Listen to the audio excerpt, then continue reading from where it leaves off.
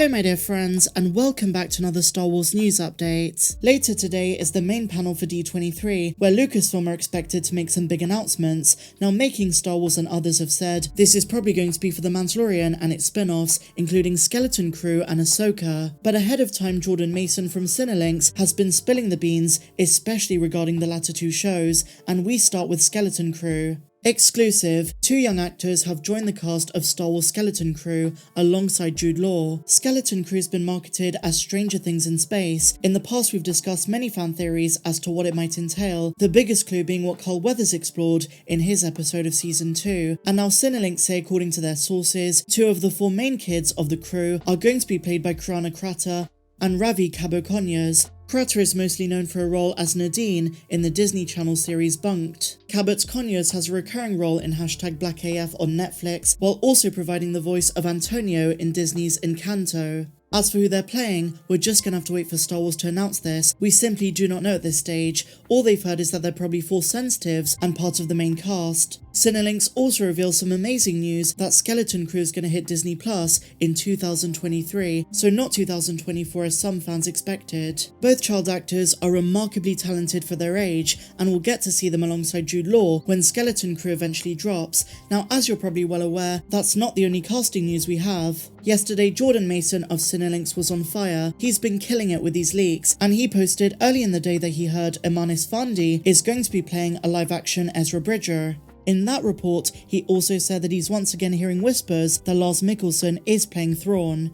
Now, while the Thrawn casting remains a mystery, The Hollywood Reporter have now officially confirmed that Eman Esfandi is our live-action Ezra Bridger, so not Mena Massoud. Now, I must say I'm very impressed with this casting choice. Eman looks the part, he even sounds like Taylor Gray who voiced the character in Star Wars Rebels. I'm over the moon about this announcement, because it also means that Ezra is going to feature in the first season of the Ahsoka show. It's also worth noting that Rosario Dawson and Natasha Liu Bordizzo began following Eman on Instagram, and with the confirmation from the HR, this is now official and definitive. Eman Esfandi is going to be playing Ezra Bridger. To quote both Sabine Wren and Dave Filoni at Celebration, Ezra is out there somewhere and it's time to bring him home. I really can't express just how pumped I am for this journey, the journey that Ahsoka and Sabine are about to embark on. The Rebel sequel is in full swing, and with the news that we got the other day from Rosario herself that Ahsoka's finishing filming in just 2 months' time, this is such an exciting lead up to what's surely going to be one of the most anticipated live-action Disney series since The Mandalorian. Let's see what the HR said. Ezra Bridger is officially headed to live action. Celebration time for all Star Wars fans. They didn't say that, but they should have done, with Eman Esfandi playing the Star Wars animated character in Star Wars Ahsoka. The Disney Plus series top-lined by Rosario Dawson. Esfandi's credits include the Robert Rodriguez horror film Red 11, which screened at Cannes in 2019, as well as a small role in the Best Picture nominee King Richard. He also appears in the upcoming military drama The Inspection, which is getting strong early reviews out of the Toronto Film Festival this week. Ezra Bridger debuted in 2014 in Star Wars Rebels, where he was voiced by actor Taylor Gray. The character grew from an orphan with a knack for the Force into a rebel who trained in the ways of the Jedi. The geek culture-focused site Cinelinx first reported the news earlier. The Disney Plus series stars Dawson as the Jedi. Well, they shouldn't call her a Jedi because she's now a citizen, who first jumped into live action in Season 2 of The Mandalorian, and also appeared, surprisingly but to our delight, in the Book of Boba Fett.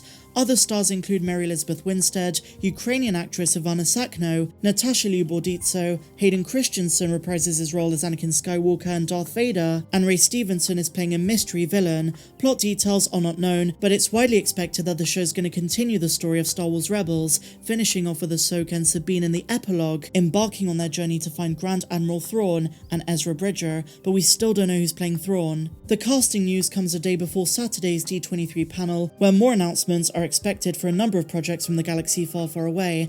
Let's keep our eyes peeled, but this is certainly a huge one. Welcome to the Star Wars family, Eman. I can just tell he's going to be a perfect Ezra. Awesome stuff. Now, two other interesting developments is that Mena Massoud commented on the news, and following the announcement, Eman Esfandi joined Twitter. Massoud, on the other hand, said the following: "Glad the rumours will stop now. Never really had a fair shot at it, unfortunately." He reveals he sent in one self-tape months ago, but he says it just wasn't meant for me, I guess. Can't deny the dude looks exactly like Ezra. Hope it's done justice, and I think we all agree with that. Now, I've spoken in previous videos about just how much Star Wars Rebels means to me, apart from The Empire Strikes Back, which in my opinion is the peak of Star Wars. Rebels is well up there as one of the best Star Wars stories. Yes, it was slow to start, but once you get mid-season 2, it captures the essence and all that is amazing about this franchise: the magic, the Force, relationships, character developments, leaders like Hera Syndulla, the sacrifice of Kanan, the strong-willed Sabine Wren. It's just an amazing Star Wars story, and I can't wait for that Filoni legacy to continue in the Ahsoka show. It's going to be incredible, guys. So what about the role that Ezra's going to play? Well, they've got to find him first. I would not be surprised if he doesn't have a major role in the first season. They spend the entire season looking for him, and then right at the end, in the last episode, they do find him. He looks up at Sabine and Ahsoka and says, "You found me." And that could be a nice cliffhanger leading into season 2. But let me know your thoughts in the comments down below, guys, of this casting. Are you happy with it? Personally, I think it's the best news we've had.